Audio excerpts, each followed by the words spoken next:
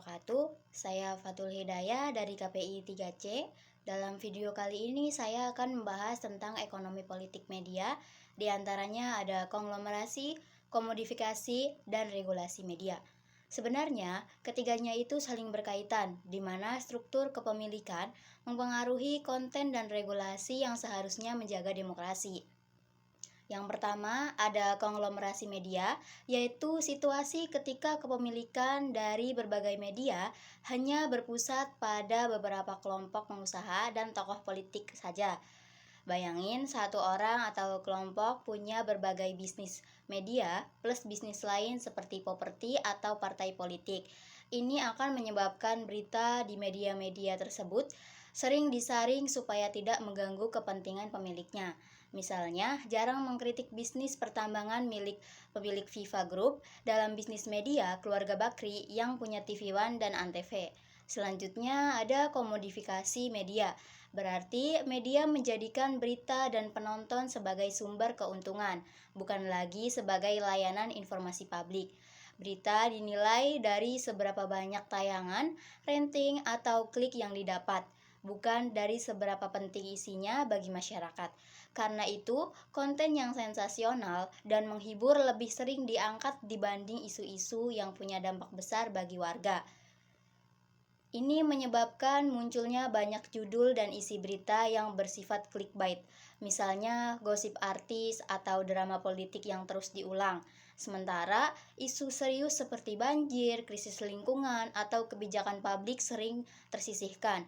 Kasus berita yang sedang ramai saat ini yaitu tumbler yang hilang di kereta KAI yang ramai dibahas, sementara pemberitaan tentang banjir di Sumatera kurang mendapat porsi.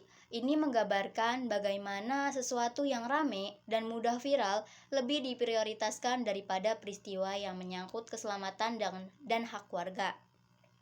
Di sisi lain, audiens juga dikomodifikasi melalui data mereka. Media dan platform digital mengumpulkan data demografis dan perilaku pengguna, lalu menjual atau memanfaatkan data tersebut untuk mengarahkan iklan yang lebih tertarget.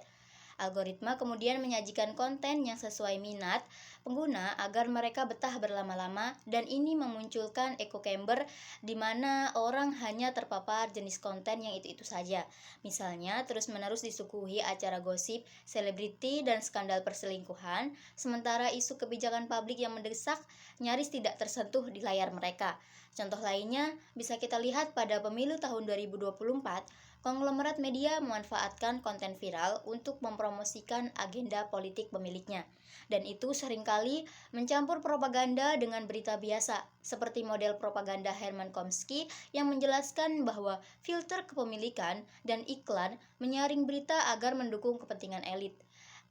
Realitanya, hal ini terlihat jelas ketika media cenderung lunak dalam mengkritik konglomerat pemiliknya sendiri. Selanjutnya, ada regulasi media.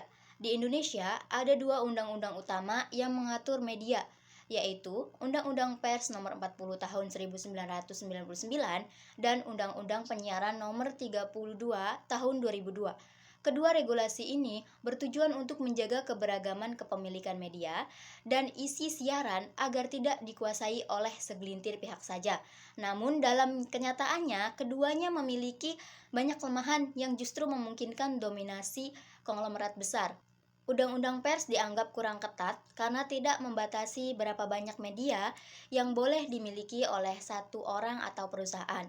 Hal ini membuka peluang konglomerasi besar untuk menguasai pasar media secara luas. Sementara itu, Undang-undang Penyiaran melalui mekanisme multiplexing, yaitu pengelolaan suatu frekuensi untuk menayangkan banyak saluran, justru berkontribusi pada oligopoli, di mana beberapa perusahaan besar bisa mengendalikan banyak frekuensi siaran.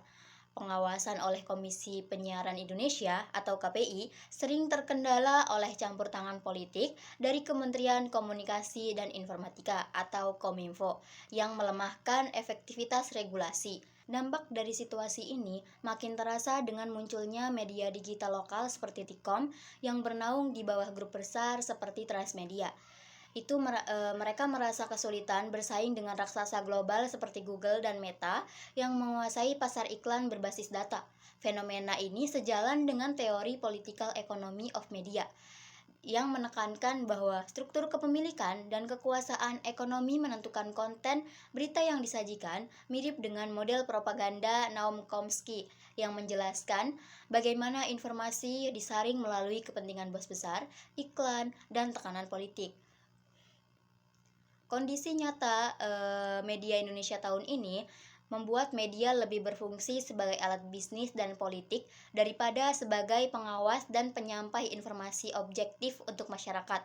Contohnya, dalam peliputan Pilkada 2024 lalu, banyak ditemui bias yang pro terhadap pemilik media tertentu, sementara polarisasi publik semakin meningkat akibat echo chamber yang diperkuat oleh algoritma media sosial. Mungkin itu saja yang bisa saya sampaikan. Selebihnya kurang maaf. Wabillahi taufik wal hidayah. Wassalamualaikum warahmatullahi wabarakatuh.